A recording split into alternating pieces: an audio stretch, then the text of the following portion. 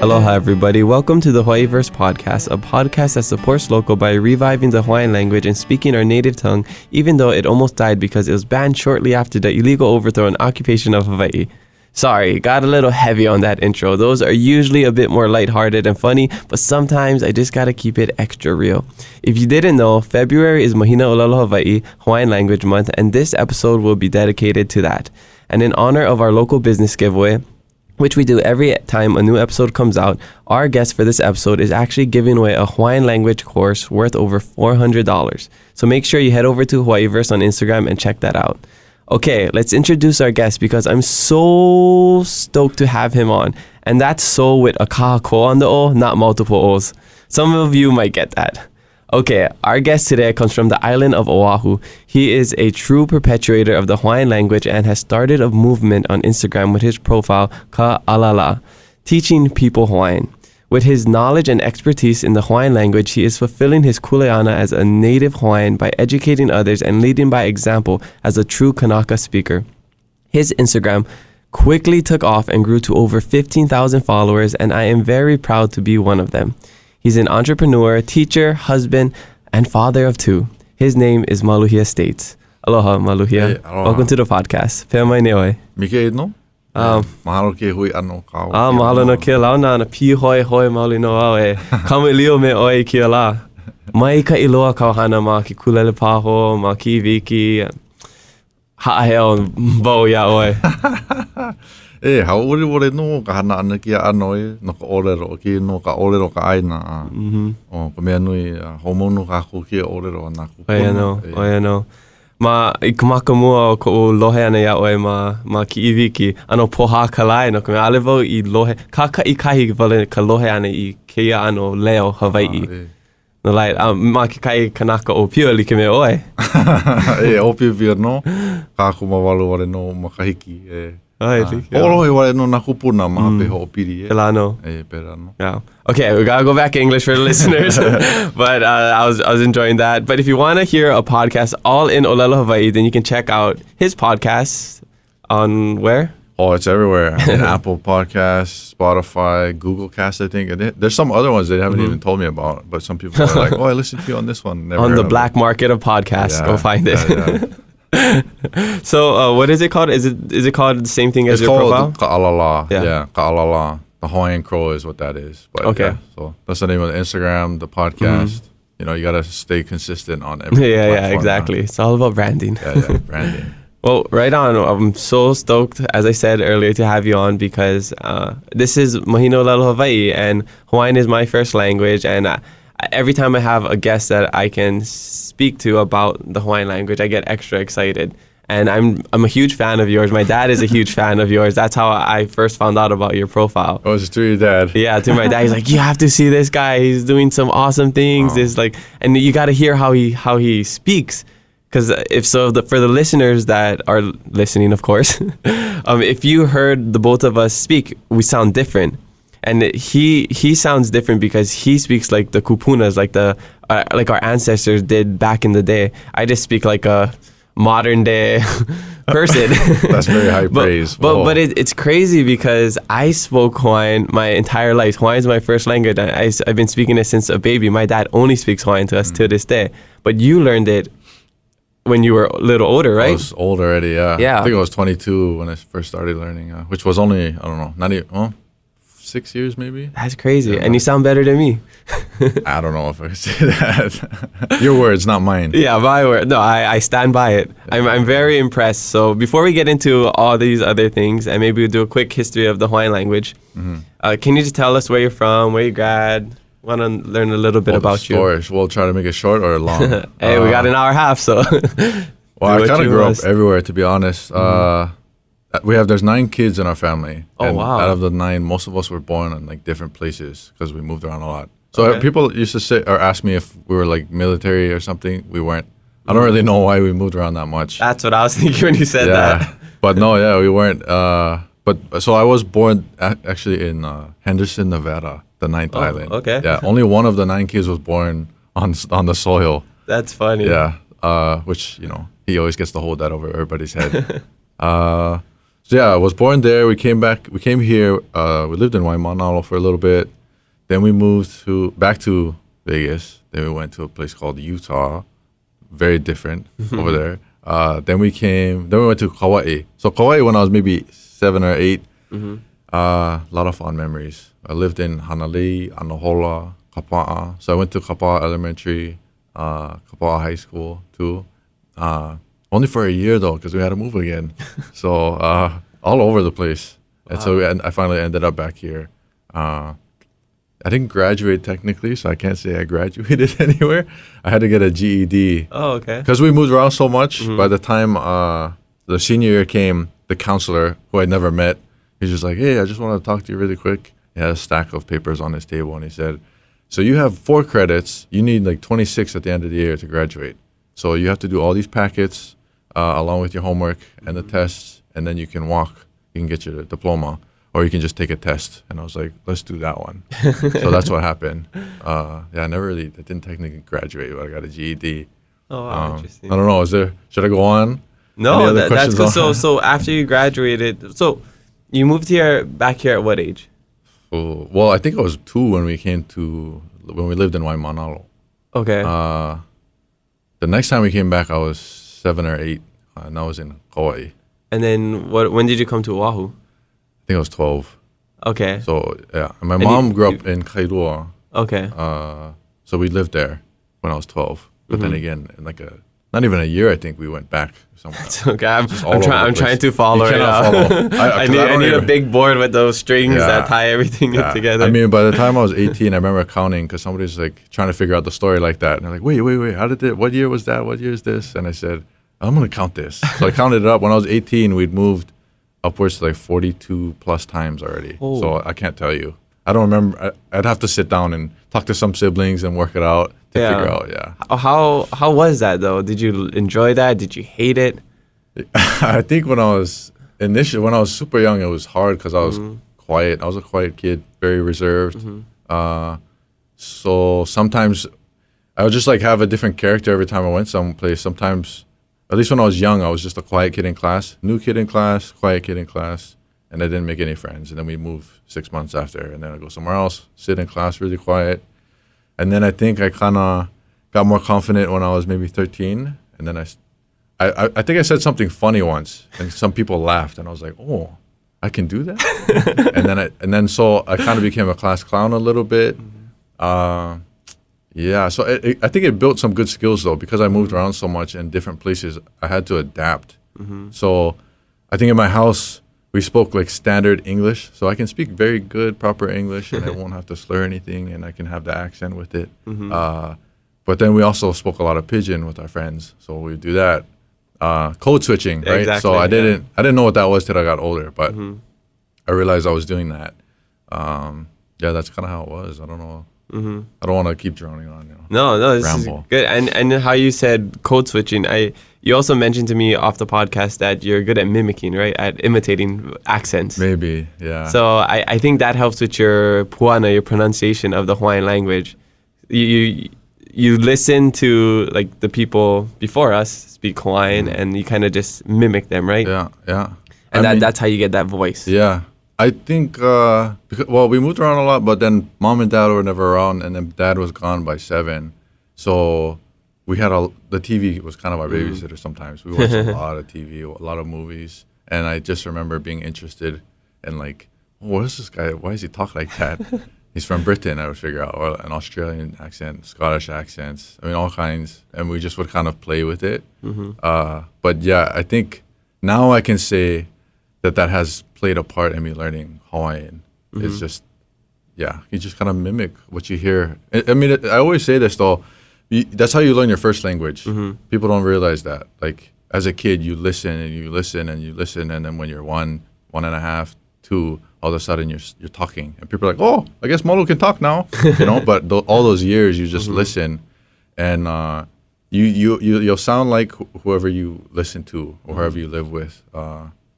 I don't know if I can tell a short story about that. My oldest brother, we lived with him for years. And because we lived with him for so long, and it was when I was becoming a teenager and a young man, one time his wife called when he was driving. He's like, hey, pick up the phone. I said, hello. And she's like, hey, honey, I need you to pick up something. I was like, oh, she thinks that I'm you. And he's like, well, just keep going. And I had a full-on conversation with her, and I hung up, and she never knew. And sometimes we would do that sometimes. She figured it out once or twice because I started laughing, but I sounded just enough like him that his own wife couldn't figure it out. Wow. So it's really true what I just said. Like, whoever you listen to is who you will sound like. So I just have spent hours and hours over the years listening to native speakers, the ones on recordings that we have, and I just try to say what they say, pronounce it that way. I even went so far as to record my voice and then pick out, like, oh, that sounds kind of funny, or the intonation's a little bit off. Yeah, I mean, I just think of myself as a kid when I learned any new language. I mean, I've learned another one too. So the day when you start learning the language is like, no kid at day one can speak a language. 6 months go by, a 6-month-old can't speak. A year goes by, they might know some words. It just takes time. Yeah, that's a really good point, because everybody, they just want it, instant gratification, right? Just Right. like it's like when you do one sit-up, you're checking like, oh, no abs yet. Exactly. It's the same with language. no, Like, oh, I took 100%, one class. Like, oh, I'm struggling so hard. Why don't I speak it yet? 100%. Yeah. Patience. People lack patience. You need more patience. Yeah. Yeah. You're not going to get this. I know a lot of people, when they see some of my stuff, they're like, I've never bought my family, we don't know our language, but I like learning. I'm going to do them right now. And I'm like, okay, just know that it's going to take some time. It's not going to be 2 weeks and you got them. Yeah. You know what I mean? Some people get super excited, and like that enthusiasm can be dangerous sometimes, because you're just like, let's do it. Yeah. And then you're like, oh, wait, I got to put in work. And then, they don't actually do it. So I meet a lot of people like that, like, oh, I want to learn it so much. And I mean, it's difficult. It's put in the time. To learn Hawaiian, to pick it up as an adult, it's hard, and I understand. I can relate. That's what it was for me. I was a full-time student or working a full-time job the whole time that I was learning. So it's something extra, right? Yeah. You're trying to make money and take care of your family. So learning language is like something on the side. So it's a difficult thing, but it can be done. If I can do it, I mean, I didn't graduate high school, you guys. I mean, if I can do it, people can do it. It just takes commitment and patience. Yes, cool. So why did you want to learn the Hawaiian language? I don't know. And can you tell us exactly how you did it? Okay. I'm going to answer the first question. It wasn't actually my idea, which people might find shocking now because of what I do. Yeah. It was I married my wife 2015. It was in December, and then I think October of 2016, we were sitting on the couch. I think we were just watching a movie, and she just turned over to me and was like, "Hey, I think I want our kids to speak Hawaiian," like super out of the blue. And I was like, "Okay, but if you can't speak and I can't speak, how's this gonna work?" And we were living in Utah at the time because she was going to school, college at the time. Did you speak other languages before that? I learned one, yeah. Oh, so I mean, I think I kind of count Pidgin a little bit because, like I said, my parents, my dad's just Hawaiian from Chicago, so he spoke real good English. My mom grew up, the 70s. Everybody spoke good English, even here. I mean, that's the parents were trying to get their kids to do that, yeah. It was around that time. Yeah. Right? So there was no really, we didn't hear the Pidgin too much, except for like uncles and stuff. So I had to learn that like from my friends. But again, so when I was living like Vegas or maybe Utah, and then when we come back, I didn't ever think about it. I just remember like my friends at elementary, just like they would say certain things. They had certain phrases. They had a different sound. And so I just started to do it, but it wasn't conscious at that time. Yeah. So I forget what the question was, but my wife, the way that she... Oh, did you learn a different language? Oh, that's what it was. Yeah. Yeah, I learned a language called Amarinya. Amarinya? Amharic is the English version of it. Amarinya is the national language of Ethiopia. I spent so random. a year and a half over there. Wow. It's crazy. That's crazy. It's a super difficult language. It definitely prepared me to learn Hawaiian because I had to learn. They kind of have like characters. Each character has a sound. So it's when you look at the alphabet, it's just these characters. It's kind of like kanji. A little bit, yeah, similar to that. I think they call them more like a syllabary. So there's alphabets and there's syllabaries. I think it's technically that. People can look that up. Yeah. So yeah, I learned that, and that I I learned amongst native speakers, so it's going to tie into learning Hawaiian. Yeah. There was only second language speakers over there was me, friends and things like that. But you could tell the difference. But again, since I was mimicking accents, I picked up some Pidgin. I think I was just, naturally, I understood that a language is not just the grammatical structure and words. There's a sound to the language. There's a thought process behind every language. Yeah. So those are two things that I picked up that my friends, unfortunately, a lot of them didn't. And in fact, towards the end of my stay there, sometimes when I'd meet random people, they'd be shocked. They were always surprised that we spoke their language, because most foreigners that went there didn't care. And if you stay in the city, a lot of them can speak English. But they were always shocked. Like, you speak our language? Yeah. It's like, yeah. Super happy that we did that, and flattering, that. Right? Yeah. Well, you have some experience with that, which is different over here at Hawaii. When you have a foreigner learning it, some Hawaiians get real pissed off about it. Yeah, and we'll definitely talk about that. Yeah, that's definitely an interesting topic. Anyways, so the sound of the language and the thinking of it, I really try to wrap my head around. So much so that towards the end, I had a couple people say like, "Oh, you speak like us," and I always felt you're just filled up, when you hear that. It's like, wow, that's. Yeah. And I know they're not saying that about my friends, so I never told them that. Yeah. But that was always something that I really took to heart. That they're like, you speak like us, and I was like, so you fast forward, and then I started learning Hawaiian. That's what I try to do. Sorry. Wow. That's amazing, and it sounds like some of the Peace Corps volunteers that I served with in Madagascar, because we learned the local language.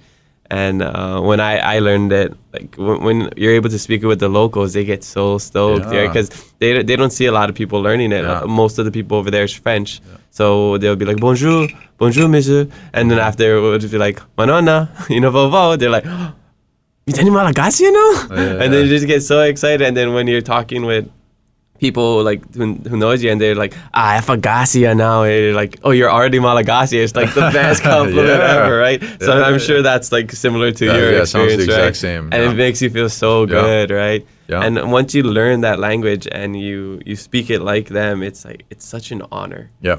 And a privilege to be able to do that, and it opens up your world and your perspective, and the relationships you have with people are totally different than if you didn't know the language.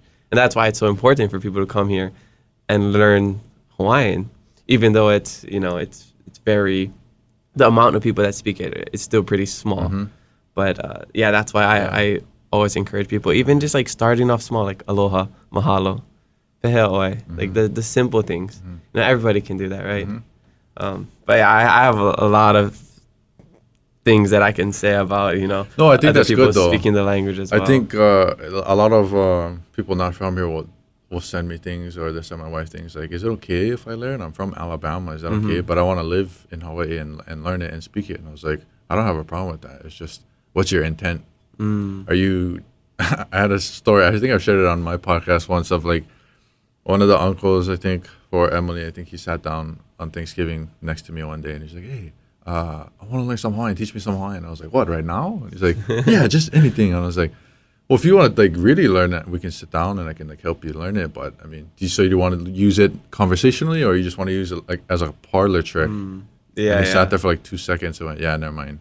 And so I went, okay. So he's not going to try to learn it because he realizes like, I don't want to learn it conversationally. I just wanted to know some things here and there. To impress somebody or whatever it is. Yeah, I don't know if that was me just calling him out, and he was showed me that it was, my assumptions was right on. But I've had a lot of that, and I always just tell people, that's Hawaiian and non-Hawaiian. What's your intent? Because you have some Hawaiians too that get a little bit like, oh, look, I can do this too. Watch me talk a little bit. And it's like, that's not at all why I wanted to learn the language, and I wanted to learn it and give it to my kids and have it, really revitalized.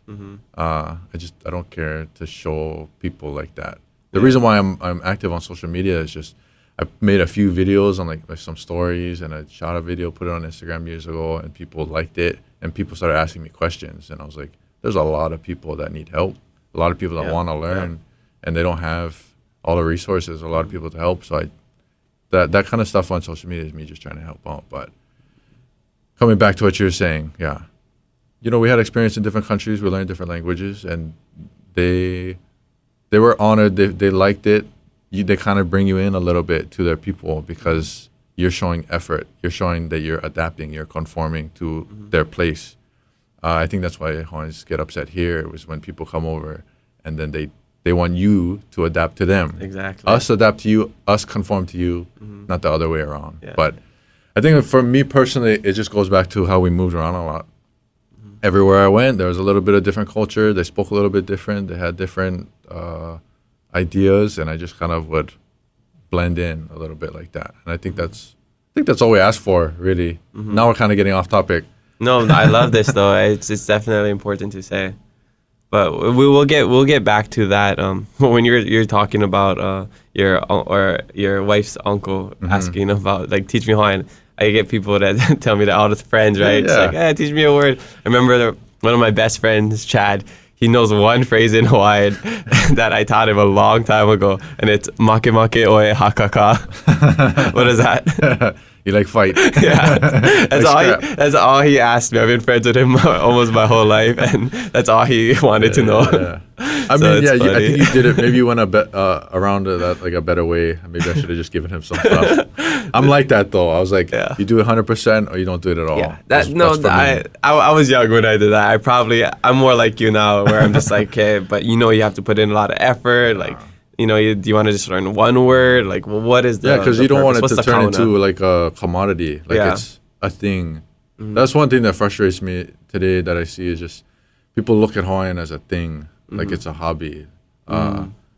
And I don't want to. You can like put it on your resume, put it on your dating profile, something whatever like it is. that. Yeah, a little trinket that they can carry around, right? Party trick. Exactly. Yeah, but I always tell people like Hawaiian's not a thing and it's not a practice. It's not a cultural practice. And then people like give me funny eyes. Yeah, they're like, what you mean? I was like, well, like I think I told you before. Yeah, like Hawaiian language is the foundation that our practices are built on.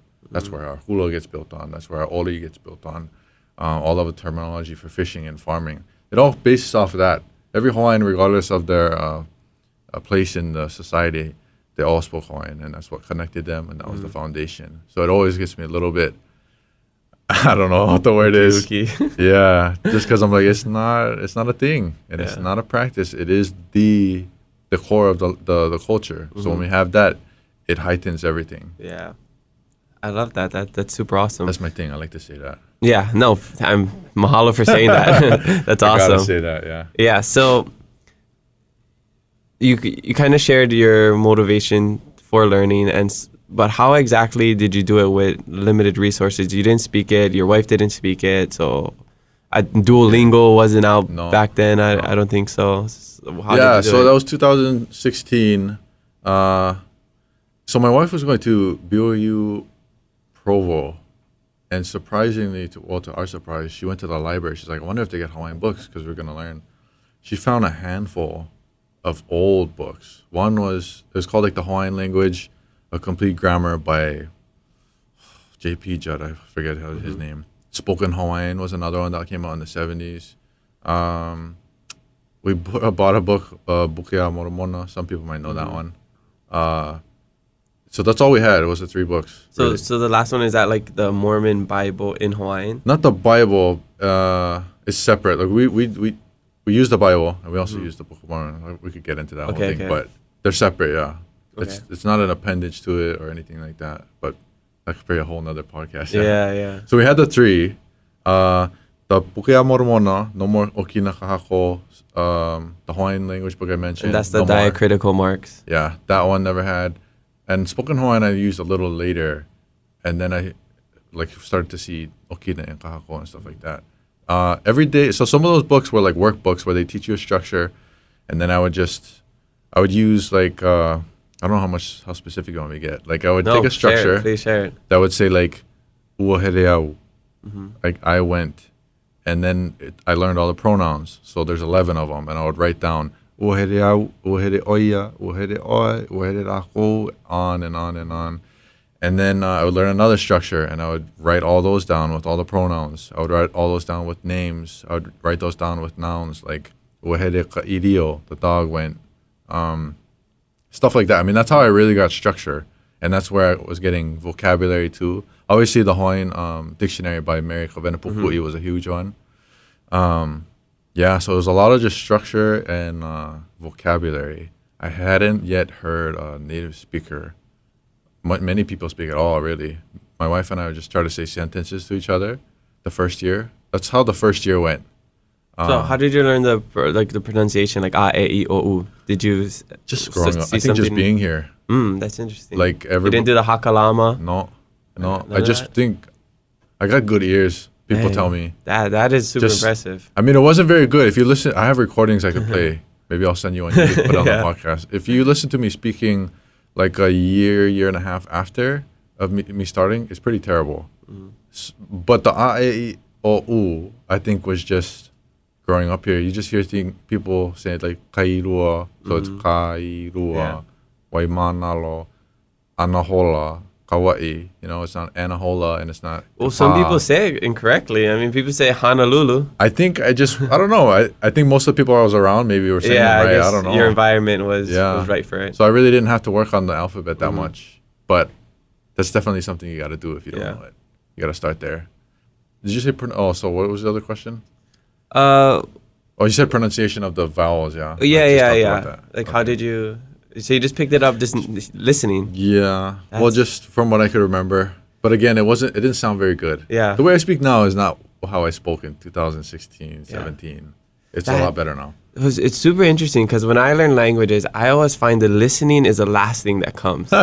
Because, you can like study. understanding, comprehending, and speaking back.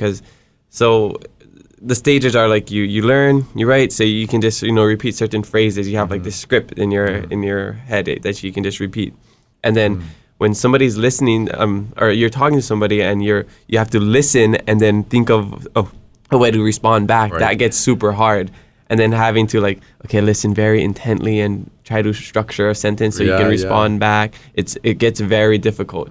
So to me, the listening is always the last part, and then trying to mimic them. So it's interesting that came first for you. I think, technically for me, it didn't. I was just, for the vowels and stuff, I just remember hearing growing up, so I didn't have to focus too much on it. I was just interested in the structures so I could express myself. Vocabulary goes along with that.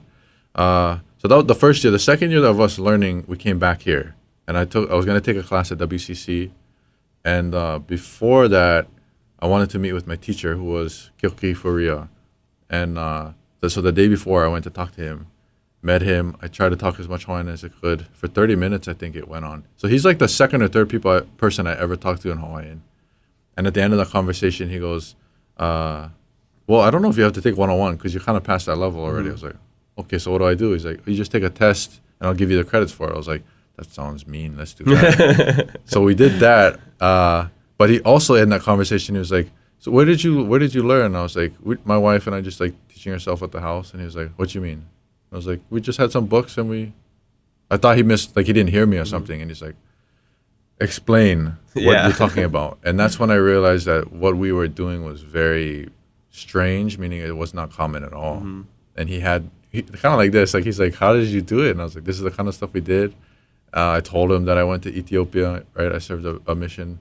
And he was like, that's why right there. And I was like, that's not why. That maybe helped, but it took a lot of hard work to get Hawaiian.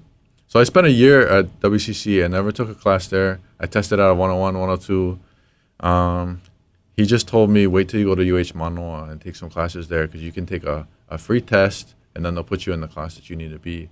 So I just spent a year there. I talked to Kyoki Furia, Tuti Kanahere. She's a legend. Legend, amongst the Hawaiian speaking community. Kahea Furia was Kyoki's wife.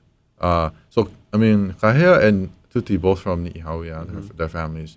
So I was really fortunate to be in their presence early on. And so I picked up a lot on what they were saying. And that's kind of, I guess, I cannot not mention that. They were part of my journey early. And then the third year of me learning was going to UH where I took their test.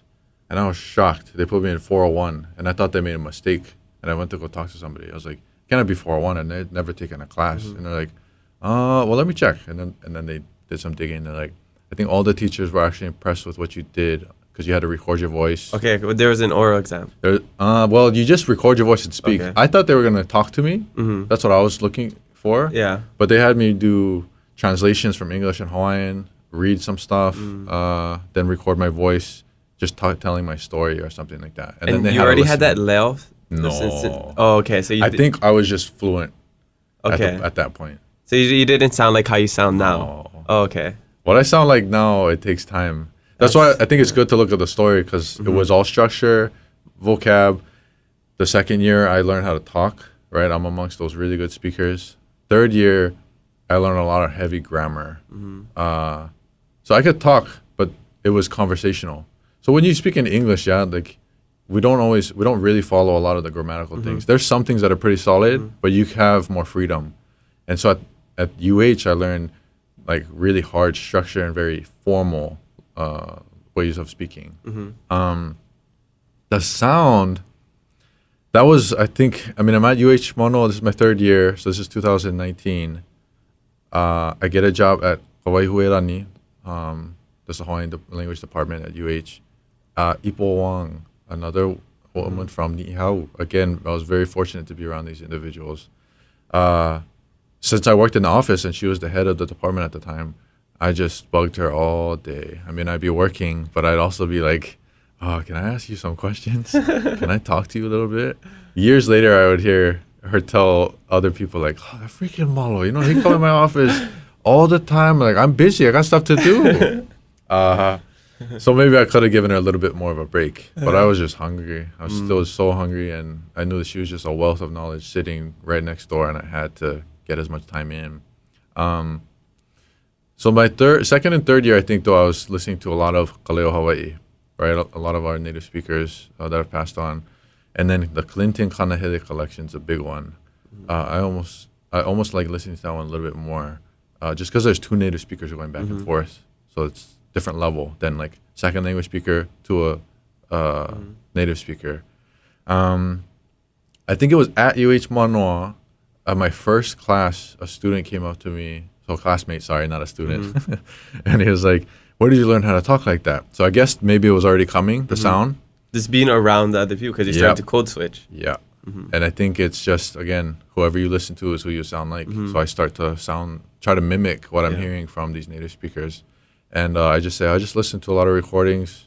Sometimes I record my voice. No mystery. I just told you all about it.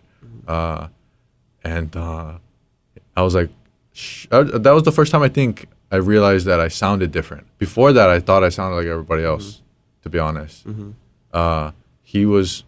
coming up to me and saying that, I was like, does it sound different? I don't know. And then I started to record my voice and listen. And then I would listen to other people. And so then I started making comparisons. Yeah, I don't know. Maybe I'm rambling too much. No, this is amazing. I'm thinking of so many things and so many things I want to explain to the listeners. And wait, I don't even know where to begin right now, because like as me being a native speaker, I'm just like, what he's doing, guys, it's crazy. Like if you grew up speaking Hawaiian and if you know like the history of it and like how rare it is to hear somebody of like our age speaking like that, it's one in.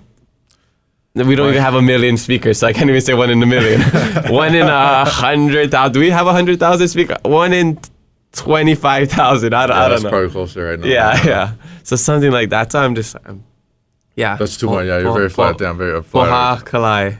I'm just like. My friend told me, because I sometimes express frustration of like, how come nobody else is listening all day to these native speakers on recordings? We have them. How come we're not using them? How come people aren't changing the way they speak? And he's like, bah, I think you're 1 in a million is what he said. Yeah. So it's funny you said that. And he's like, you can't expect everybody to do what you're doing. And so I had to like tone it, a little bit. But at the same time, I'm like, again, a language is not structure and vocabulary. There's a sound and there's a thinking that goes with it. So if we're only doing structure and vocabulary and we have an English accent or we have a pidgin accent, then we're not fully invested in taking this language. Yeah. And for me. Yeah. And specifically with Hawaiian, it's an oral language.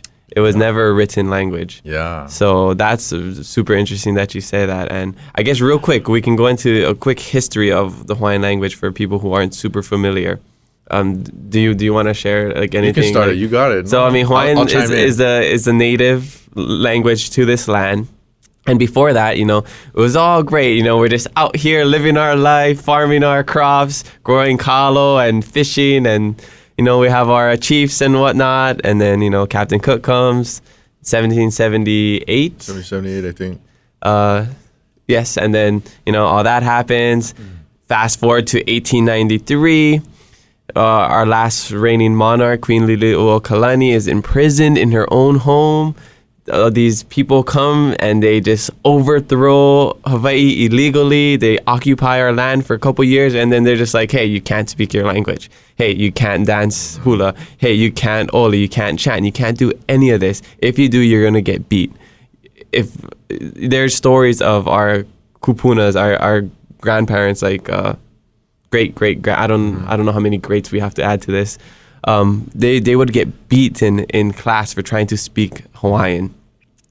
So there's this missing generation of Hawaiian language speakers. And so in the 70s, I think, Yep. so 70s, that's when the Hawaiian language movement began, because they reinstated it as a official language in Hawaii, as like you can teach it in the classrooms. And then in the 80s, that's when Ahapuna Leo was started, and that's the Hawaiian Immersion Preschool. And that was inspired from the Kohangareo in New Zealand, where they took this their dying language and they put everybody in this like language nest, starting from when they're a kid. Because when you're a kid, that's when your brain is like a sponge, right? And you just learn, you pick up things so quickly. Like Malu said, you should start to mimic things. So I went to Punanaleo in Hilo, Punanaleo Hilo, and that's where I got my foundation for Hawaiian language. So I learned it in the 90s, where there was this like renaissance of Hawaiian, and then like the 2000s and like to like even 2012, I think that's when the February was named as Mahino Lalo Hawaii, Hawaiian Language Month. And recently, I'd say in the last 5 to 10 years, there's this huge movement of like everybody just trying to speak the language. So I remember when I was in school, when I was at Kikulo Navio Kalaniopuu on the Big Island, when I left back in 2010, there was about 100 students from kindergarten to 12th grade. And then I got back from Madagascar in 2019, and my little brother was a senior, going to be a senior at the same school, and there was about 500 students in that class, or in the school, and that was just such a cool thing to see. So that's kind of like a brief history of, the Hawaiian language. Maybe you can like fill in gaps if I missed anything. No, I mean, I think you covered definitely all the dates and stuff and everything that transpired. We once had it, that was just the language that everybody spoke. And then we started just having influences, right? Like French people come over, German people come over, Americans come over. Yeah. Then we get Japanese, Chinese, Portuguese. Pigeon. Yeah, gets, that's how Pidgin was created. Right? It comes up through the plantation workers. Also a huge piece of Hawaii. Yeah. We can't forget Pidgin Hawaiian. Yeah. I don't know Pidgin Hawaiian, but just Pidgin in Hawaii. Yeah, well, it's taken from Hawaiian language. There's some Japanese words, there's some Portuguese words, there's a lot of these things, Filipino words. So yeah, definitely, it's a very sad but interesting history. And when you think back to like why didn't our parents speak Hawaiian, it's because their grandparents couldn't teach them Hawaiian. They literally could not teach them, or they would get beaten. So yeah, that's why there's this big renaissance, and that's why like I'm very passionate about perpetuating the language, because I wasn't super into it when I was growing up, but now as an adult, I'm just like, this is my kuleana, this is my responsibility. Yeah. Well, now you can see it. Yeah, when you're young, you don't know that much. Your perspective is pretty, narrow. Yeah. But I don't know. Just to add on to that, like I think it's like I'm glad you shared the history. It's important to know the history. Period. Anywhere you go. So people here, people that are in connection, have connections to people in Hawaii. You got to know the history. What I like to always say though is, I grew up hearing a lot of different takes on the history. I was in some friends' houses where it was just super negative, super sad, just always musing over the terrible things that happened. My question was always just like, well, what do we do about it? It's already gone. So what do we do? So I'm not one to dwell I know the history. Everybody should know the history, and don't forget it. And we will, you will always be reminded of it. But also, what do we do now? So, I think my great-great-grandfather was the last speaker in our family.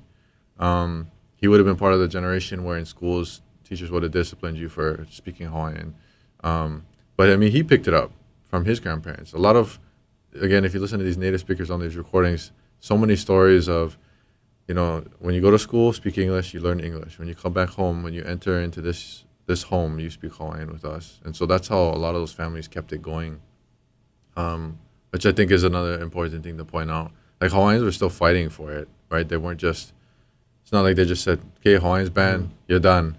Like, they kept speaking. So Hawaiian, we have some things that are pretty strong that got passed down like that. It's just a lot of us somewhere down the line, grandpa, great-great-grandpa, great-great-grandma stopped speaking it just to protect their kids, right? You speak Hawaiian, then there's a certain stigma, there's certain stereotypes that go with a Hawaiian kid. So they want us to get as Western as we can to shed that skin of being Hawaiian and to blend in. And that's how we're going to get successful. But, I mean, you've had a huge shift now to where it's, now everybody wants to speak Hawaiian and everybody wants to perpetuate it. Now it's cool, right? Because before it wasn't cool. Yeah. Exactly. Yeah. I remember being shy to speak Hawaiian out in the public with my dad because he'd always speak to us and I'd kind of be like hesitant to respond. Well, it kind of put you on the spot. I mean, only a handful of people that speak it, so people are gonna look. People are watching. Exactly. And it's uncomfortable. Yeah. Just people watching you in general. If they just stare, it's uncomfortable. But it just adds a layer of that's what it was. Yeah. But it's funny now as an adult, you're just like I'm with my brother. We're out in public or just surfing or like, let's a little Hawaii. Let's assert our dominance, Like you guys aren't gonna cut us off. We're over here a little Hawaii, Yeah. Let me lay claim to the land, bro. Yeah. So it's fun, and every time I hear somebody speaking out in public, I get so excited. I just want to go up to them and be like, "Oh, mahalo," and just like thank them and all that. It's encouraging. We all. I mean, there's few of us. We gotta, keep strong and like. I mean, maybe that's a good time to talk about. You have a lot of negativity and people that imihana, they like cause trouble, right? Where they're kind of down talk speakers or people that are learning, which only lessens the amount of people that speak, like too much correction, overcorrection, right? When you're trying to talk to somebody, just let them go. Exactly. With my students, I always tell them, like, I have to remind them almost every class too, because I can see they're uncomfortable. I'm like, you gotta like just blow through this time period. You're gonna make a lot of mistakes. You already have. I don't know if you know that. Yeah. You're gonna continue to make mistakes, but there's gonna come a time when you won't make as many. And as you keep going, you're gonna just have less and less and less. But if you never try to talk, you're never gonna be able to speak. That's what I always say. The main thing is the effort. It's like you have to try, and with any language too, because you're gonna make mistakes. You're gonna look dumb, but that's how you learn. Yeah. And even if you think about it, English speakers, fluent English native speakers, we make mistakes all the time. Yeah. I use is and are totally wrong. Yeah. Pidgin is broken English. Yep. So it's like I think we're just too hard on ourselves when we're learning, and especially me because I'm just like so technical and like grammatical. Even when I'm learning like Spanish, Malagasy, I'm just like, I gotta get the words. Even like Olelo Hawaii, all the kahakos and okinas and all that stuff, and that's something I want to talk to you about as well. But before we get into that, let's go into Instagram questions. Okay. And then we'll go back to all these great topics. Okay. So, Kama 11. That's a comma with 4 A's. Or unless it's comma there's no okina, I don't know. This person wants to know, he haki kai mo mea a ka poe e ninau ai ia oe ke lohe I kau ohana e olelo Hawaii ana. So this person wants to know, like, what are some things that people ask Malu and his family when they hear him speaking Hawaiian, I'm guessing in public. Yeah. Kind of like what we were just talking about. We get all kinds. I guess it depends on the kind of person. If they've never heard it, it's like, what is that? It's Hawaiian. I've never heard that in my life. And we live in Kailua, right? So there's a lot of good reasons to that. There's just a lot of transplants. I chuckled on that. A lot of transplants. Yeah. So we get that one probably the most. What is that? That's Hawaiian. I didn't even know Hawaiian was a language. Well, now you know. Wow. Right? I mean, we get that one. do the kids go to immersion school? We get that one a lot, and they don't. I mean, one's not old enough to, anyways. I could go into that, but maybe not. And then I don't know. Maybe those are the two main ones. I can't think of any others right now. How long have you been learning? Where did you learn? Stuff like that. Yeah. Some typical questions people ask. It's usually people that don't speak Hawaiian or people that do speak Hawaiian. That don't. Like you said, I mean, there's not too many. Yeah. Kaido, there's quite a bit people wouldn't know. We're all just busy, so it's not like we see each other that much. So for the most part, it's just people that don't know, or people. Sometimes you get some aunties or uncles that they're super happy to hear it and see that a family is speaking it. Yeah. Yeah. Cool. That's a great question. I want to ask a lot of other things, but I'm going to try to stay on course.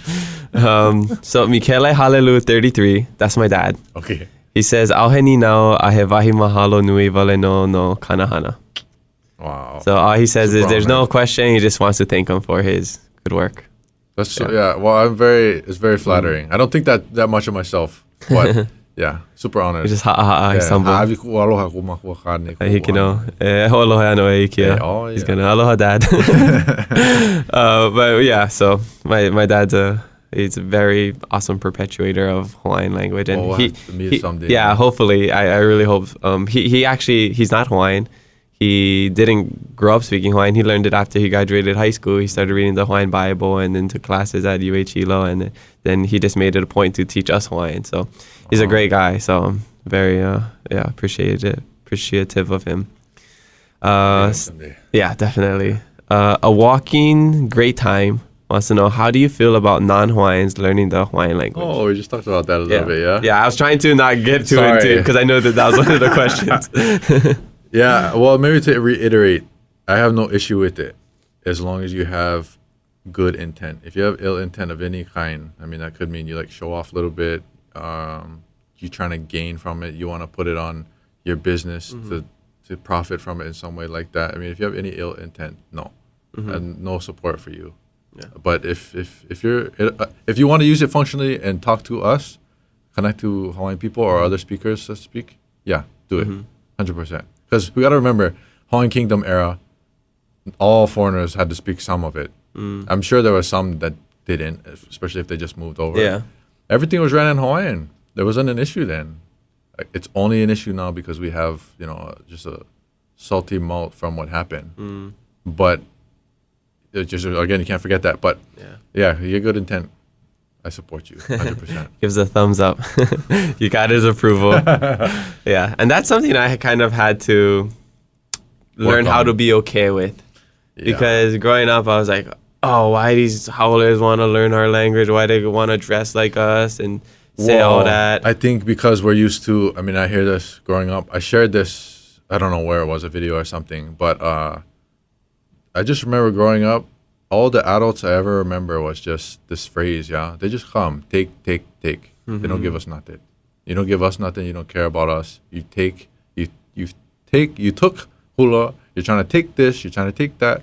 And I'm not saying it in a negative way. I mean, that's what's happened, You use it and you abuse it. So what are you going to give back to us? And so if you're going to learn the language, then talk to us at least. I mean, don't just take it and go someplace. There are some individuals that will learn it and they move away and then they try to teach people and then they're disconnected from us, right? They're making a profit somehow. They have a similar issue with hula, right? Yeah. So appropriation. Yeah. Yeah, exactly. So that's a little bit why it's like that. I mean, I was the same. I had a hard time with being okay with it because it's all take, and you never, you don't give back. It's not like, you know what I mean? Yeah. I think I've come to a point where just the more the merrier. We can't be, beggars can't be choosers, right? We can't be like, oh no, you can't learn it. Okay, but you can learn it. It's like the more people speaking it, that helps us. I'm all for it. Yeah. Just as long as you got good intent. Yeah. So just have a good na'au, good intent, then you'll be good. Okay. This is the last one. Momia felon. I'm not sure if I'm saying that correctly. Can you describe a moment when growing in your knowledge of Olelo Hawaii helped you understand your surroundings or stories you've heard better? Oh, understanding of stories and what? Your understanding of your surrounding and stories. Oh, yeah. I mean, I have dozens and dozens of experiences now. One was, I remember we'd always say huli maka flip, yeah, growing up. I didn't know what that meant. I just remember someone went down. Somebody fell over. I remember the light going off for that one. I was like, oh, huli maka flip. That makes so much sense in Hawaiian. It just went off for me. I'm not gonna lie. For real? When you said that, I knew where this was going, and I was like, "Oh wait, huli maka flip." Yeah, that happened for me years ago. I was just like, somebody said it in pidgin again, like, "Oh, baka huli maka flip." He went all the way down. I was like, "Wait a second. I think I can understand what that means in Hawaiian." That was a huge light bulb. Yeah. So maybe for people that don't know, I mean, huli is when anything turns over, anything flips over. Maka is your eye, or if, it could be your face. Huli maka flip is just your makas. What, your eyes get turned over, or your something like that, which is interesting. Yeah, linguistically. And that's so interesting you said that, because I perceived it in a different way. And that's what Hawaiian is. There's so many different definitions, and people can like perceive it in different ways. So he was saying maka. I didn't hear maka like I heard maka like huli maka flip, like ma, like the preposition. The preposition ma, the like. So you turned while the flip, or like could be. That's what I was thinking. Could be maka flip. Could be. So like maka hele, maka holo, maka whatever. Could be either one. So that's so interesting that you said that. I just don't know where it originates from. Yeah. So. Wow. I love the etymology and breaking down stuff. I started looking at that in different words. Even when I was learning Malagasy, like masu anju, it means the eye of the sun. So I'm just like, oh, that's so interesting that they said that. And like lua ho'opau pilikia, which is like the bathroom. It literally means like a hole, a ditch where you finish your problems. Yeah. Or lumi ho'opau pilikia, like a place where you just get rid of your problems. So it's so funny how when you like break all of that down. Yeah. We can get really nerdy on it. But, yeah, I know, right? That's one. That was a light went off there. I think there's been dozens. I can't think of them all, but it definitely. The reason why the language is the core of the culture and why you should learn it is just you get into the minds of your ancestors. Or if you're not Hawaiian by genealogy, then you get into the thinking of Hawaiian people, and I think that's where you really see the beauty and the wealth of what a language is, right? Because there's just so many. That idea of huli maka, if it is what I was thinking, you don't really.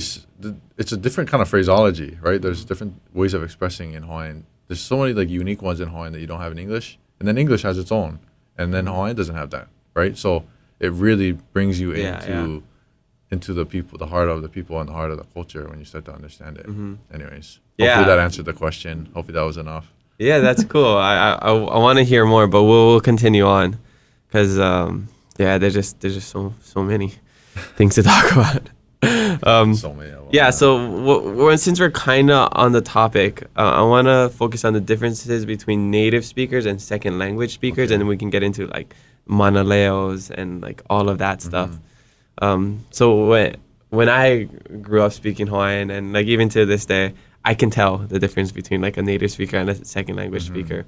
And to me, it's like you were saying, when people learn at the university, it's more proper, it's more formal. Because even though I learned it in school, I learned it just through speaking, right? So it's more broken. It's not as polished, right? So when I hear people speaking it, sometimes I'm like, you learned at Kamehameha, you took 4 years in. Sometimes you high can school. hear it, yeah. So that's why when they say certain words, so that's what it is. Or like they're just like very proper, like use every single correct word. Where it's like difference between speaking English and speaking Pidgin. So that's how I kind of differentiate it. But what about you? What's your thoughts on that? This one's important. I think we talked a little bit about it earlier before the podcast of like defining what a native speaker is. I mean, it's any individual who learned a language from their infancy. So the language that you heard since you was a baby before you could even speak, and then it continued on. That's your first language. That's a native speaker. Mine's English. I mean, my parents spoke English, and that's it. There's nothing I can do about it. I can't go back and change it, raise my level as a Hawaiian. But what was I going to say? But now, and then a second language speaker is what? Somebody that, so my first, language would be English. My second language it's pretty self-explanatory. Would be maybe Hawaiian. But now we have, like, people have asked me, like, oh, so your kids are native speakers then, right? Because it is the language we speak with them since they're babies. So technically they are, but I will never call them a native speaker in Hawaiian because there was a break in the chain, right? My great-great-grandfather was the last one. I actually never met him. And then grandpa never spoke. Mom never spoke. I don't speak. So for me, I can't ever say that my kids are native speakers. We got to come up with some other term. Because they're not growing up with what my great-great-grandfather had. He had an unbroken line of speakers. He had his friends, his family that spoke. I mean, he's immersed in that community. And that oral tradition was passed all the way down. He never learned it from school. That is not what my kids get today. They're getting it from me, who picked it up at 22 years old, still learning, only like 5-6 years in. So what do I call them? I don't know. But that's something really important. And then there's no, I just, like, you gotta keep it, like, be honest about it. Because if it's convoluted with what the truth is, like, is this person a native speaker or not, then you can't address those issues, right? If you don't know what the problem is, how are you gonna ever fix it, right? Or maybe you never will think that it's a problem. So I don't know. Now I'm rambling on, but those are things to really keep in mind. There is definitely a definition for a native speaker. There's a second language speaker. What my kids are and what some other families have done, I gotta call them something else. I don't know. So you are like my dad, and I'm like your kid right now. So that's kind of the comparison where he learned after, in his 20 or whatever. Then, yeah. And so for me, right, that's my that's your definition, yeah. Yeah, we have to have a different term for it for me, because that sound. Yeah, and the sound is so important because it is an oral language. Yeah. And that's why, I'm fluent in Hawaiian, but there's times where I feel insecure in my Hawaiian. Why is that?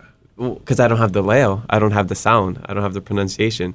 But like you said, kind of made me feel better. It's like you speak like how you grew up, like what you heard growing up. Yeah. So that's just what I heard. I didn't have that certain, like, that leo where I'm just like, I can try to mimic it, and it's like it's totally different. Yeah, I'm maybe I'm just not good at mimicking. Maybe I'm just a little hila.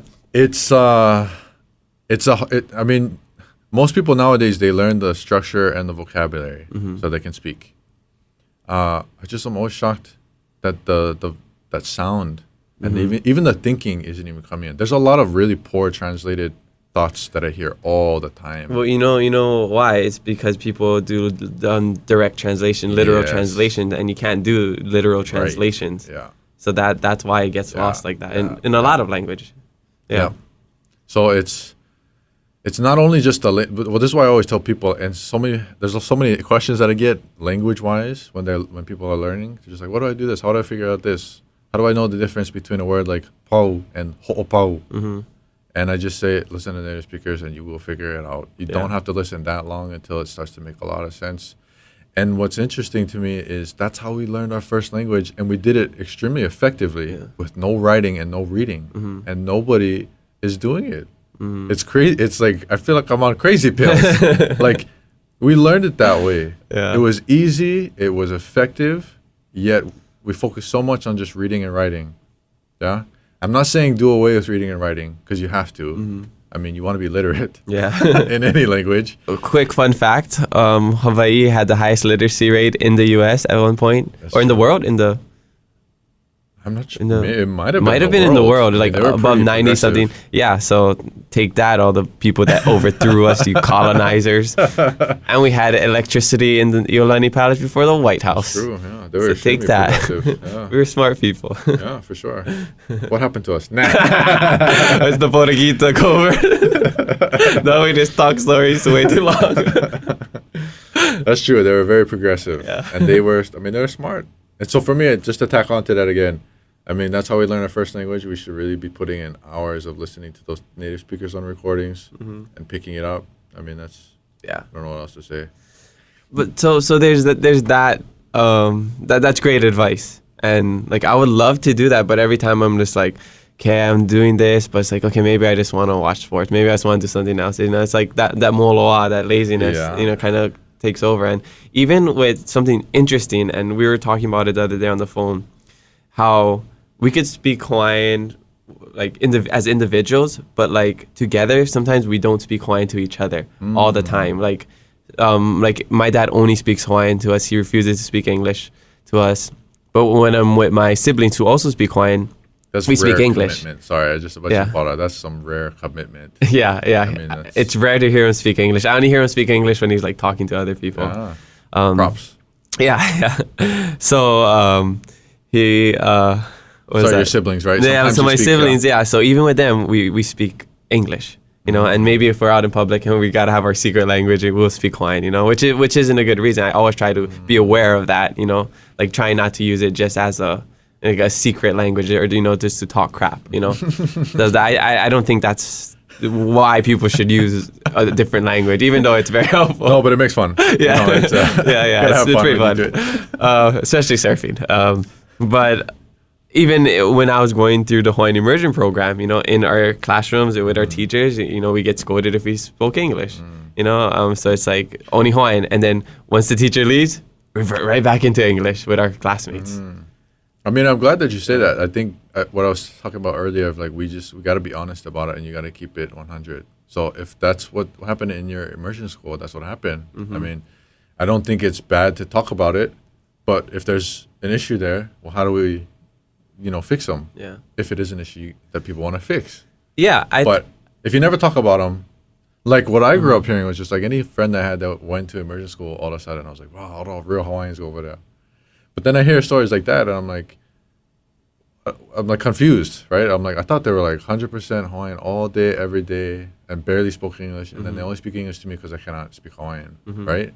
But I think that's important to talk about, right? How do we raise the bar? I'm always about that. Like, we could sit and like, I don't know, talk a story and like gossip about things and be negative about things. But just for me, if it's like, how do we make that better? One thing for me is you were blessed because your father was speaking it. Yeah. Not, I'd say maybe most kids don't have that, right? If they go to immersion school, do the parents speak or the grandparents, whoever's taking care of them? Probably not. Like, I'm interested in like helping adults learn it and parents because I've seen how effective it was for me, and I mean your father can attest to that. That we took it on as parents. This is our responsibility. We're gonna learn this language, and then we're gonna raise our kids in it. Then that's how they'll get it. But there's kind of this idea now of just send the kid. The kid will learn them. The kid's got them, and I'm like, well, what about you? You gonna pick them up? A little bit here and there. But they never really learn it, right? They never really get to that fluency level. I'm always curious about that, and I'm always pushing parents to do that. I had one mother recently on Instagram. I was like, can you help me? My kid's going to go to immersion school. Super excited. And I was like, well, or maybe before I ask, like, try to help you out, like, are you going to learn it too? I don't know. We'll see. Maybe. And I was just like, it's so foreign to me. It makes so much sense that the parent would take it, give it to the kids. Well, that's how the Hawaiian immersion schools are structured, where it's like an immersive program for the whole ohana, for the whole family, where your kid is learning it and you're also learning. They offer Hawaii classes to the parents now. Yeah. So I agree. What is the commitment of the family? I think we got to get to that, to the core. Yeah. Whoever's raising these kids and they're going to go to immersion school, what is your commitment as well? Don't wait for don't rely on the school to give your kid everything. That's a lot to give to your kid. Even my kid goes to an English school, I'm like, they're not going to teach her everything. Everything she knows right now, I taught her and my wife taught her, right? The school is just there to teach them specific things. It's just part of their life. It's not everything. So for me, it's just, I put all the responsibility on the adult. Because where else do we just say like, let the kids lead? That doesn't happen. Yeah. If I let my 4-year-old lead us, we're going down. It's not going to work out. Yeah. Right? That's take responsibility for me and there's strength in that. And you'll be surprised like what good that it can do for your family. My family is super, super tight. And I can't say that was with my parents. The language has been something that just stuck us together. It's something that we all do. It's something that connects us, and we have really deep connections in that language. I mean, when I have my kid come to me, I have my boy. He's, everybody has different like personalities and stuff. He's just like just aloha wale no i roko kona na'au. Like, Okay. it's always, he's very caring. He's got a lot of empathy, compassion for people. Sometimes he just comes in, he's just like, hey, aloha ya ai. Oh, And I'm that's like, so sweet. yeah, and it fills me up. And I'm like, you know what's even better is the baka said it in Hawaiian. Yeah. You know, and that's, Told me love them. yeah, it's you for parents that are maybe on the fence or you're not thinking about it, like, you have no idea what that might do for you and the relationships with your family. Yeah. And I mean, isn't that what you live your life for? I mean, Super Bowl is nice, but you gotta take care of your family and you want to have good relationships with them and take care. Yeah. Anyways, That's cool. It's making me really appreciate my dad. He's like really the glue. yeah, props. That is rare. Yeah, bro. because like even a lot of people that go to Hawaiian Immersion school, after they leave, they don't really speak it anymore. which is you know? unfortunate. Yeah. Yeah, because I mean, you don't have anybody to speak it with, and Yeah, you know, yeah. if you don't use it, you lose it. That's what my dad always tells us. Yeah. And like, just having a phone call with him in Hawaiian, that always kind of like, you know, reinvigorates my Hawaiian knowledge and like Yeah. my enthusiasm for Hawaiian, because I could be away for a while. You know, I've lived abroad and I wasn't able to speak it to anybody. So just those phone calls with my dad, it's like, oh, I miss speaking Hawaiian, and it's like, Right, so you have those fond Yeah, memories already. yeah. And that's a real special connection. and you it have connects with him. our family, like Yeah. like you were saying. Yeah. So Much more than just Yeah. a language, right? It's not a thing, but Yeah. it's. I mean, there's so many levels that the language can. There's so many things it can do for you. Yeah. Yeah. Good things. Yeah. Yeah, but that's so nice to have like a solid resource like that, because Rare. that's something that we don't really have. We have more of these days, but it's still kind of hard. So maybe we can segue into that, like the resources. Where can people find resources for Olelo Hawaii if they want to learn? Yeah. I mean, there's choke. I can't name them all. I can only say like the website that your we Instagram? have. My Instagram's one. Yeah. I have in the link in my bio, I have all the resources listed. Those are ones that I can speak for. I never, and some people I think kind of maybe don't like me because of this. If they share stuff or other people are making content in Hawaiian and they're like, hey, share this. I'm like, I don't know. Because I don't know if it's not a source I can trust yet. Yeah. The sources that I list, I used every single one of them and it got me here. So I know it works. I know it's plenty. And people are like, they want more and they want something else, or they think this person's content is more attractive. I'm like, then do it. But all these resources that I have in my on my end, they all work. So that's more so for me.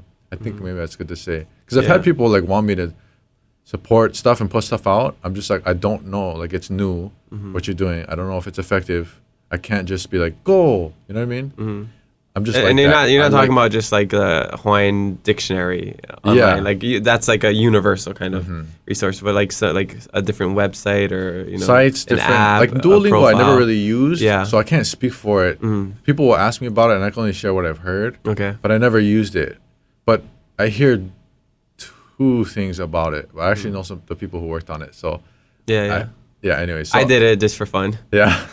I mean, what I always say though with any resource is like, if you're at zero, especially, like, anything is better than nothing. So use something. But I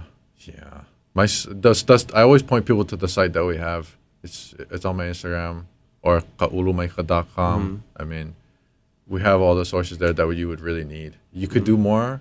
There's others out there, but those are the ones I can speak for. So that's. Yeah, and you just released the Hawaiian language course, which people can go enter. Go ahead to Hawaiiverse and enter the giveaway. And can you talk a little bit about that? Yeah, so the course is going to come out officially February 18th, so pretty soon. It's an online course, and it's kind of self-guided. The way that I've done it, I mean, you're not going to really have any like class time with me. I have pre-recorded videos, slides. There's a PDF for the class content. The reason why I built it that way was for a lot of reasons. I get a lot of people that want me to help. I get a lot of people that want me to sit and do a class with them, but I don't have that kind of time. I'm busy as it is. I don't have a lot of time. I can't just hold like 10 classes, you know. But you can go in, and this is actually, the course is a solution to some problems. One is expense. If you're an adult, it's expensive to learn. If you really want to learn, it's gonna take years, and it's gonna cost thousands of dollars. So I think most courses college. I mean, what was a college, like a 4-credit course for you? Do you remember? I don't remember, but I ended up with $50,000 of student loans. That's all I know. So a lot of money. I mean, it's like a few $1,000s for at least one class. So one, it's super affordable. Two, it eliminates the issue of time, right? We got a lot of parents that, when you're working, at least one job, maybe two, maybe three. So when you have time, that's when you can learn it. It's you go in there, you can spend a week on one lesson, you can spend a month on it if that's the only time you can put in. But it's, again, like I was talking about the resources, the course that I've set up, it's really different from different books. I looked through a lot of different books before I put the course together. I've seen people teach. I've heard people's methodology, their pedagogy of teaching, and I've just kind of combined all the knowledge that I have and made it really simple. You're going to learn heavy structure and limited vocabulary. Heavy structure because you want to get to the point where you can talk. It's built to produce a speaker, not just like somebody who can read a little bit. So you got to have the structure.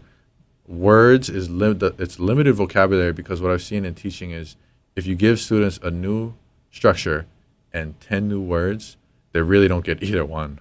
It's too much. So it's heavy focus on get these structures down. This is the base, the foundation of you speaking. And then vocabulary, to be honest, it's kind of like the sound of the language and the thinking in the language. It takes years. It takes a lot of time to get a big vocabulary. You cannot get that in like a year. So it's like there's far less structures than there are words in Hawaiian. So that's kind of the idea of it. Get the structures down, you'll learn vocabulary as you go. Yeah. I mean, that's a lot to talk about. No, that's really good because I always thought of like learning language like math. Like that's why I mean I'm not a huge math guy, but that's kind of how I relate it. Whereas the structure is kind of like how to do it. You know, it's like X plus Y equals Z or something like that. So once you get the structure, you just add the vocabulary with that, which is like instead of 1, it's 2. Instead of 3, it's 4. And you're just adding, you're switching up. Yeah, you're plugging it in, but you still have the structure. Exactly. You know how to do it. Exactly. So that's why I agree with that. And when I taught English in Madagascar, I always try to like focus on the structure too, not so many words. Because there's so many words. Bro. Exactly. And words that I don't even know, new words that I'm learning in Hawaiian and English. You know, these new words that come out all the time, or like words that I just never heard in a long time. I mean, Mary Chavenapukui's book, I mean, I do not know. Probably, I don't know, I could probably say 50% of the words. I mean, there's so many words. Yeah.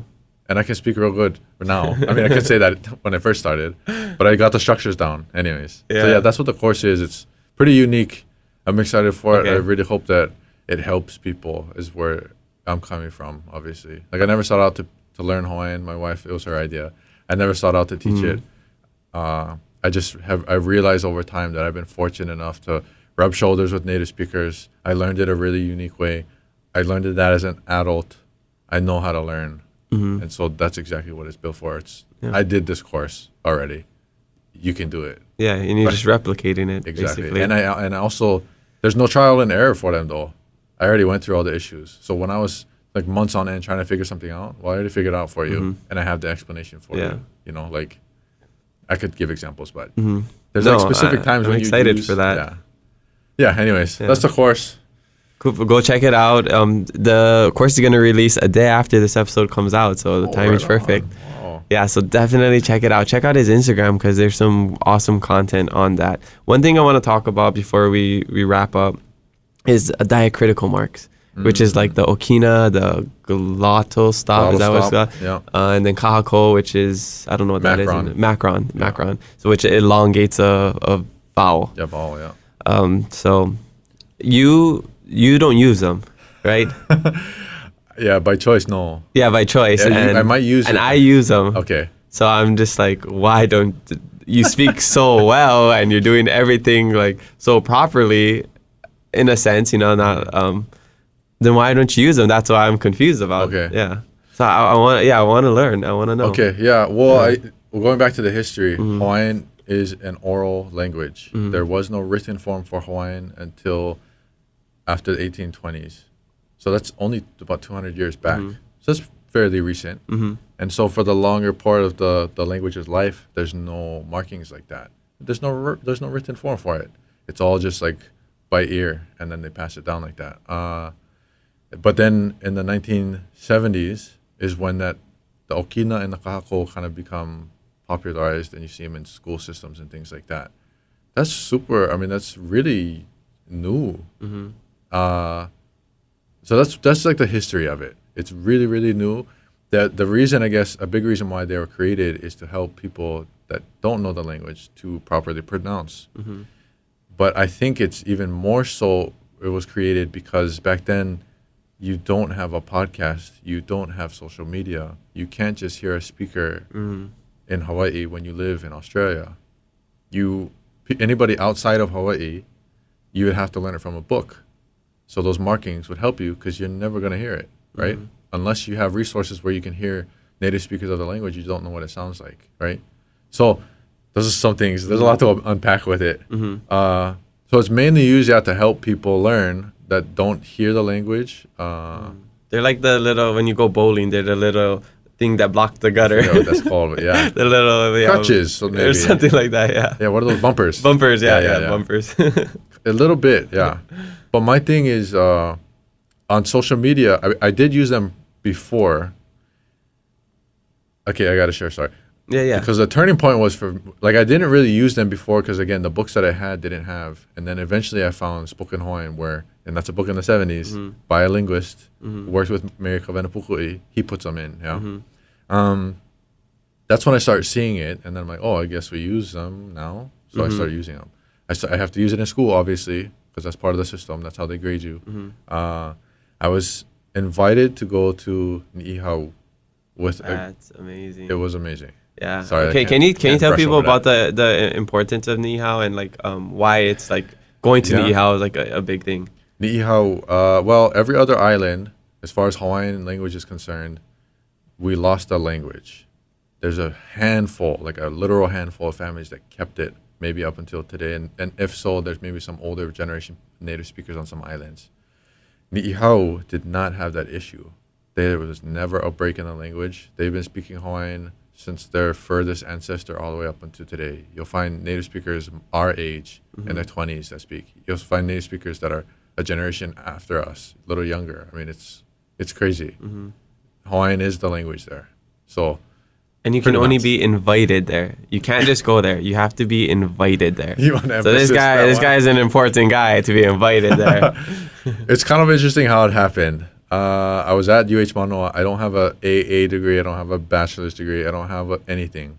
But I'm working in the Hawaiian language office.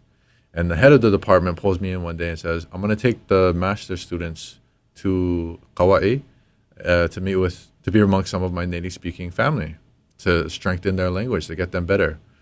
And I wanted you to come with us. I know you don't have a degree or whatever, you're not part of the program, but I see how hungry you are for the language. And so if you are able to come, I want you to come. I called my wife immediately. And I was like, I'm going to have the shot to go visit her family and be around a lot more native speakers. She's like, we'll work out whatever we need to. You can go. I think it was a week long.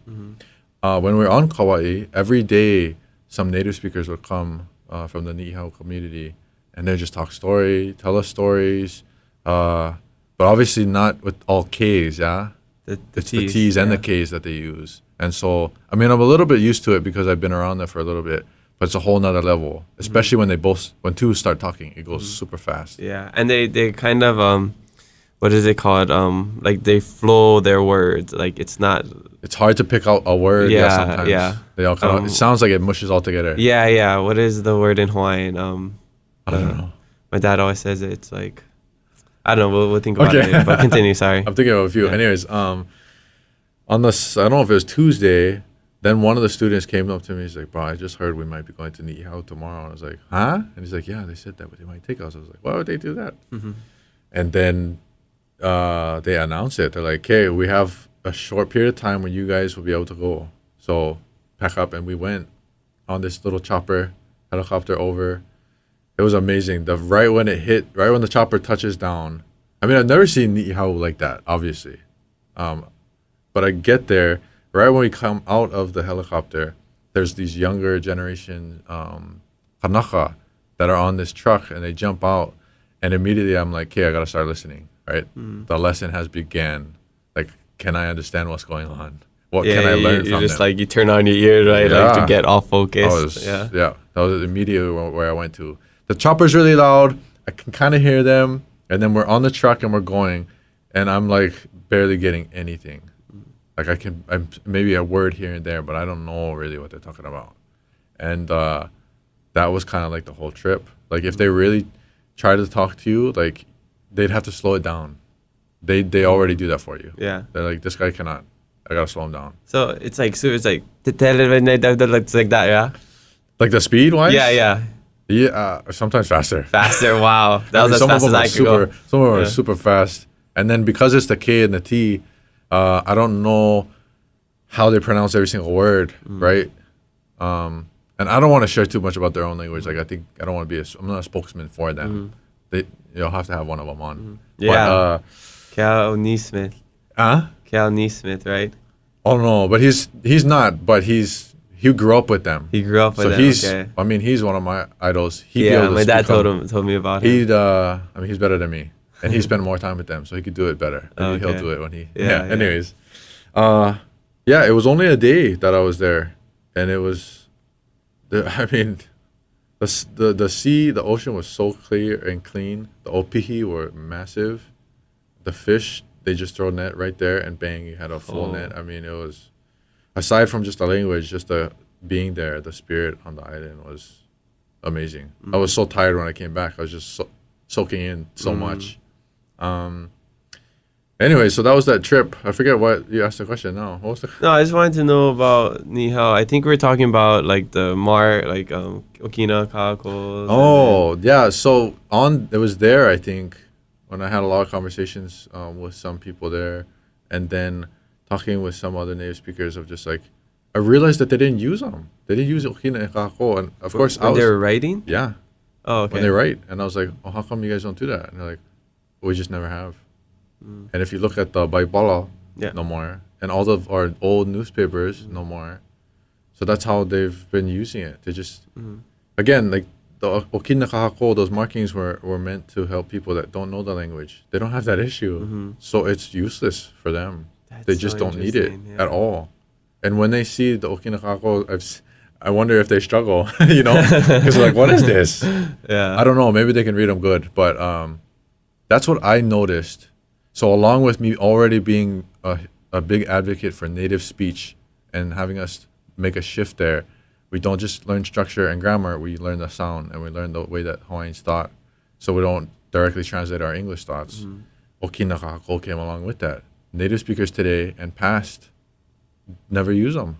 So I don't know. I don't need to use them. The way that I don't get around with it too is people can hear me on Instagram.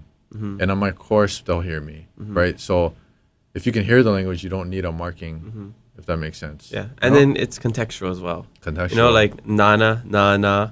Yeah.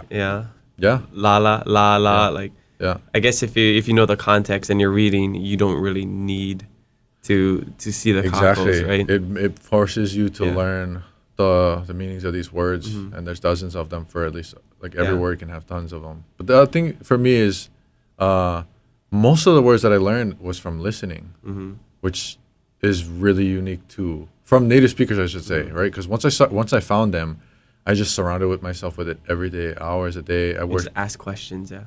Well, I couldn't. Oh, yeah, with living ones, yes.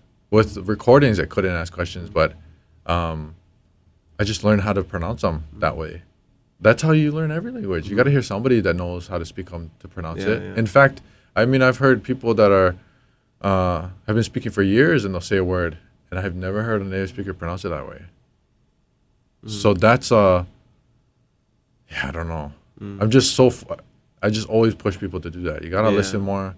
There's over like 400 recordings on the Kaleo Hawaii. There's 20 in the Clinton Kanahai. I mean, there's hours of information. There's words in there that I have found that like heard them say, and I haven't found them in the dictionary. Wow. I can't figure it out. I don't know what it is. Any dictionary I've ever looked into, can't find them. So there's a lot of stuff like that too. Anyways. Yeah. Well, hopefully we can follow in your footsteps, my Ohana and I, and have that Leo Hawaii, and hopefully the future generations will be Mana Leos. So everyone on Nihao is a Mana Leo? And Manaleo is like what's that? Native How do you speaker. native? That's just a native speaker. That's the new word that they created for native speaker. I can't say. I mean, some people come and go on the island, but I think I can say the majority are, unless some visitors come in. Not, right. So the majority, I think the people at the Nihao family is definitely a native speaker. Yeah. See, I think for that word Manaleo, I think you have to have the Leo Hawaii to be considered a Manaleo. So that's how I kind of break it down. Where I mean, like, of course you have to be native. I mean, but okay, so what if you're not Hawaiian? I'm just thinking of you this. had those though. But, yeah, what there if were you're native speaker Hawaiians that were not Hawaiian? But they sound Hawaiian, so are they a Manaleo because they're native speakers, but they're not native Hawaiian? Yeah, I think so. Yeah. Yeah. That's the technical definition of it. Is you heard it from birth. Like a lot of the Hawaiian, you do Hanaiya. Yeah. We have, at least in our family, we have some stories of that where it's like a Japanese kid, a Chinese kid was brought into a Hawaiian family as a baby. That's their language. Yeah. You know, there's I can't remember the name. There's a few. If you listen to these recordings, or there was a show they had that was called Manaleo. Yes. And I think there was, I forget the name. There was one there that was not a Hawaiian necessarily, but was a native speaker. It's pretty crazy. That's interesting. Even the word Manaleo though is a new word, right? That was another one I was shocked. Like they don't know that word. Native speakers today, and I was like, wait, is that that's a new word? I had to learn it that way. I didn't know that kind of stuff. Yeah. This is all just part of my journey. Well, I'm like nerding out a little bit on this word now because I'm just thinking of breaking down Manaleo, where it's just like Ma-na-leo, like Makaleo. You know, maybe that's like why they My say understanding of it was like, the word mana. But yes, power, right? Well, not that one. Mana is like, I think it's close to pu'a, which is the word to like when a bird feeds its youngling. Oh, okay. It's like mouth to mouth. Mana. Just, mana. Mana. I can't remember how. Mana. Okay. I don't know. But I think that's the idea behind it. Anyways, but to any rate, like, I don't know what I was going with that. Yeah. But that was what I heard it was. Okay. Before we start nerding out on this stuff, maybe we'll just continue on. We could talk about this off the podcast. But wow, this is I'm really enjoying this. I hope everyone listening is enjoying it as well. Okay, one last question, and then we'll wrap up, and then we'll talk off podcast, and we'll leave everybody alone. So what did you dream for Hawaii? What is like the vision that you have for us here? My own like goal for the language is to bring it to as many Hawaiian families as I can before I die, and to at least help them get to a point where I am, and I'm hoping that they surpass me. Again, just going back to like, there's so many benefits to it. It connects. If you want to connect to your culture, it is the number one way to do it. And I do hope that, I mean, I know some non-Hawaiians that I speak with, that they can speak Hawaiian, and I enjoy that. I just hope that the numbers increase for speakers of the language, but also the kind of Hawaiian that we speak, the kind of Hawaiian that we perpetuate.